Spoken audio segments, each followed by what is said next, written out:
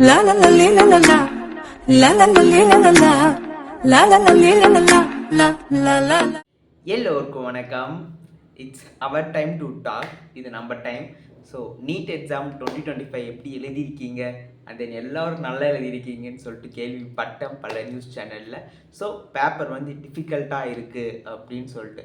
So biology easy moderate and then physics மாட்ரேட்டாக இருந்திருக்கு and தென் வந்து ஃபிசிக்ஸ் இஸ் ஸோ டிஃபிகல்ட் அப்படின்னு சொல்லிட்டு நீட் எக்ஸாம் வந்து கமெண்ட்ஸில் வந்து நம்ம நிறைய பார்த்துருக்கோம். நம்ம சேனலில் ஒருத்தர் வந்து கமெண்ட் பண்ணியிருக்காரு. அந்த கமெண்ட்டை பற்றி தான் நம்ம வந்து பார்க்க போகிறோம். என்ன கமெண்ட் அப்படின்னு பார்த்தீங்கன்னா, இந்த மாதிரி நீட் எக்ஸாம் வந்து டிஃபிகல்ட்டாக இருக்குது ப்ரோ, ஆயுஷில் கட் ஆஃப் வந்து குறையுமா ஏறுமா அப்படின்னு சொல்லிட்டு கேட்டிருக்காரு. கண்டிப்பாக கட் ஆஃப் வந்து குறையதான் போகுது. எவ்வளோ கட் ஆஃப் வந்து குறையும் அப்படின்னு பார்த்தீங்கன்னா, மேக்ஸிமம் எனக்கு தெரிஞ்சு 120 150 மார்க் கம்மியாகும்னு நினைக்கிறேன். ஒரு ப்ரெடிக்ஷனை வச்சு சொல்லலாம் தோராயமாக. நீட் எக்ஸாம் ரிசல்ட் வந்துட்டதுக்கு அப்புறம் தான் நம்ம ஒரு கரெக்டான எக்ஸ்பெக்டட் ப்ரெடிக்ஷன் கட் ஆஃப் வந்து நம்ம சொல்ல முடியும். ஸோ இதுக்கு முன்னாடி ஒரு 100 to 150 மார்க்ஸ்குள்ளே ரேஞ்சஸ் வந்து கண்டிப்பாக எல்லா கம்யூனிட்டிக்கும் வந்து ரெடியூஸ் ஆக தான் போகுது. So don't worry about that. So இந்த நீட் எக்ஸாம் டிஃபிகல்ட்டிங்கிறது உங்களுக்கு மட்டும் டிஃபிகல்ட்டி இல்லாமல் அந்த எல்லாத்துக்குமே ஒரு டிஃபிகல்ட்டு தான். ஆக்சுவலாக சொல்லப்போனால் நானும் தான் நீட் எக்ஸாம் வந்து எழுதி வந்திருக்கேன். ஸோ ஒரு கொஷினுக்கு 1 நிமிஷம் தான் டைம். ஸோ அதை கிளால்குலேட் பண்ணி தான் இவங்க வந்து 3 ஹவர்ஸ்ன்றது கொடுத்துருக்காங்க. ஸோ நம்ம ஒரு கொஷினை படிக்கும் போதே அது கொஷினுக்கு டைம் கன்சியூமின்னு சொல்லிட்டு ஒன்று இருக்குது. ஒரு கொஷின் எடுத்தும்போது அதுக்கே நம்ம 5 நிமிட்ஸ் 10 மினிட்ஸ் அந்த கொஷினை படிக்கிறதுக்கு, அந்த கொஷினை புரிஞ்சுக்கிறதுக்கு, ஸோ அந்த கொஷினில் எவ்வளோ ட்விஸ்ட்டாக கேட்டிருக்கான், என்ன கேட்டிருக்கான் அதை சொல்லி ஞாபகத்துக்கு வரதுக்கு, அந்த ஃபார்முலா ஞாபகத்துக்கு வந்து ஸோ அந்த ஃபார்முலா அப்ளை பண்ணி நமக்கு கரெக்டான ஆன்சர் வரத்துக்குள்ள ஒரு கொஷினுக்கு எவ்வளோ நிமிஷம் எடுக்கும் தெரியுங்களா?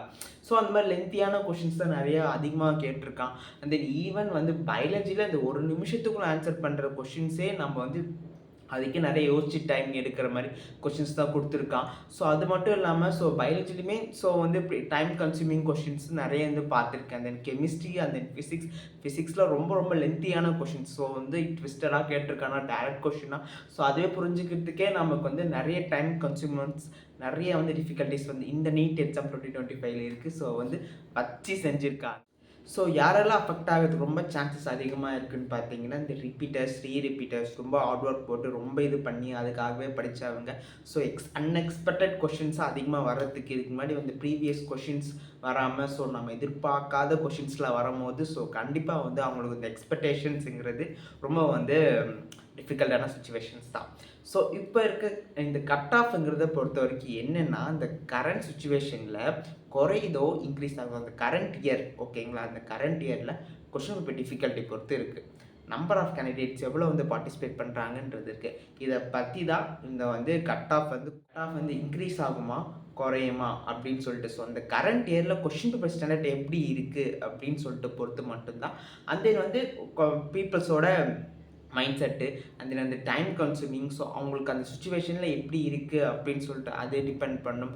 ஸோ வந்து எக்ஸாம் ஹாலில் பார்த்திங்கன்னா வந்து எப்படி இருக்குன்னா, அந்த இதுவே சைன் போடுறது, அந்த அட்டண்டன்ஸ் ப்ரொசீஜர்ஸு, அதுக்கப்புறம் ஃபோட்டோ ஓட்டுறது, அங்கே ஓட்டுறது, தம் இம்ப்ரெஷனு, ஸோ அதுக்கே நிறைய டைம் வேஸ்ட் ஆகும். ஸோ அவங்க சரியாக வந்து அதுக்கு முன்னாடியே ப்ரியராக அவங்க வந்து பண்ணிட்டாங்கன்னா 3 ஹவர்ஸ் பிஃபோராக அது பண்ணிட்டாங்கன்னா வச்சுக்கோங்களேன். ஸோ ரொம்ப வந்து டிஃபிகல்ட்டிஸ் இல்லாத மாதிரி இருக்கும். ஸோ எக்ஸாமில் நம்ம வந்து சால்வ் பண்ணிக்கிட்டே இருப்போம். ஸோ நடுவில் வந்து நீட்டுவாங்க. ஸோ அப்போ நீட்டும் போது நம்ம வந்து ஸோ இதை பண்ணிவிட்டு ஸோ இது கரெக்டாக நம்ம பார்க்கணும். அப்புறம் OMR sheet filling and then question paper sheet filling. So இந்த மாதிரி நிறைய இருக்குது. ஸோ இதெல்லாம் மட்டும்தான் டைம் கன்சியூம்ஸ். அந்த 3 ஹவர்ஸ்க்குள்ளே இதுவும் முடிக்கணும், நம்ம எக்ஸாமும் முடிக்கணும், அந்த கட் ஆஃப் மார்க்குமே நம்ம வாங்கணும். ஸோ வந்து அந்த மாதிரி இந்த ப்ரெஷர் இருந்துக்கிட்டே இருக்கும். கண்டிப்பாக வந்து ஆயுஷில் வந்து கட் ஆஃப் வந்து கம்மியாக தான் போகுது, ரொம்ப கம்மியாக தான் போகுது. Don't worry about that. So சேனலை மறக்காமல் ஃபாலோ பண்ணிக்கோங்க. அண்ட் தென் உங்களுக்கு எதாவது டவுட் இருந்துச்சுன்னா maulishankar02 இன்ஸ்டாகிராம் ஐடி நீங்கள் டேரெக்டாக சேட் பண்ணி உங்கள் டவுட்டை கிளாரிஃபை பண்ணிக்கலாம். அண்ட் தென் கைஸ் இதை பற்றி நம்ம நிறைய பேசுவோம். ஸோ நிறைய இருக்குது பேச. கண்டிப்பாக வந்து நம்ம வந்து இதை பற்றி பேசி நம்மளோட ஆயுஷ் கவுன்சிலிங்ஸை பற்றியும் அண்ட் தென் வந்து எப்படி காலேஜஸ் சூஸ் பண்ணுறது, அந்த எந்த கோர்ஸ் வந்து பெஸ்ட்டாக இருக்கும், இந்த மாதிரி நிறைய பற்றி நம்ம வந்து பேசுவோம். So stay tuned and then tata bye bye.